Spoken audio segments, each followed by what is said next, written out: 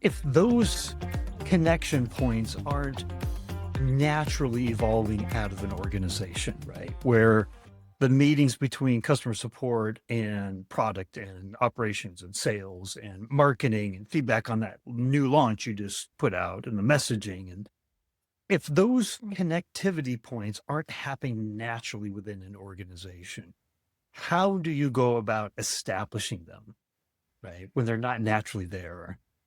They will be. And I'll tell you, I'm very intentional about something of this nature.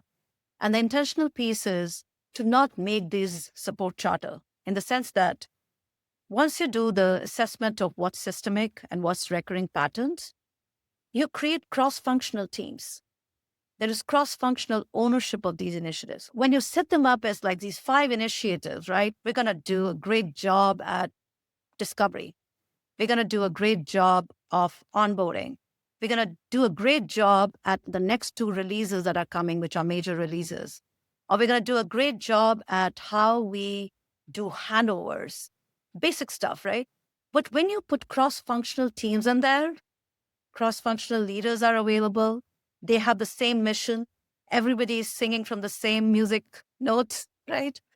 Then when the development leader and the support leader shows up in the same room speaking the same language, trust me, even the ones who are like passively resisting the process, soon they have to come to terms with what's the direction? Where is the destination? Where is this bus going? And then the messaging is very clear. Either get on the bus or get off the bus. But we're going to go solve for this, right? So I think that cross-functional collaboration is at the core of driving those initiatives. If we drive initiatives and keep it just like within support or within success, they don't succeed because people see it as somebody else's initiative. They don't see it as their initiative. I'll talk about something very important because most of the times, if you look at support, like I said, everybody's around backlog reduction or improving resolution times and doing things faster or cutting the headcount and doing more with less. And let's put one AI ML solution and run those use cases.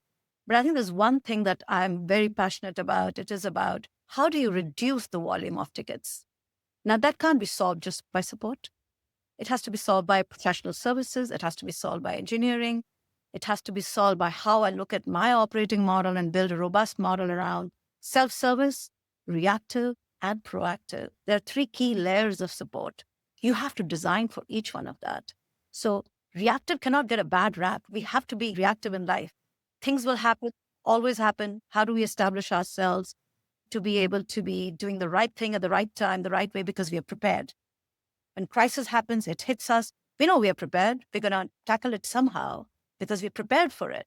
Similarly, self-serve motions.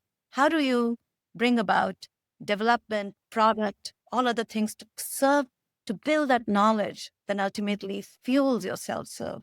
Similarly, proactive.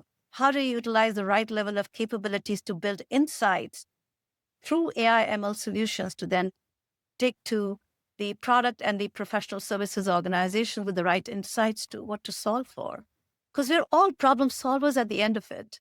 It's just like, do we have the right ways of surfacing these things? So, yes, I feel like that's the play. That's the playbook.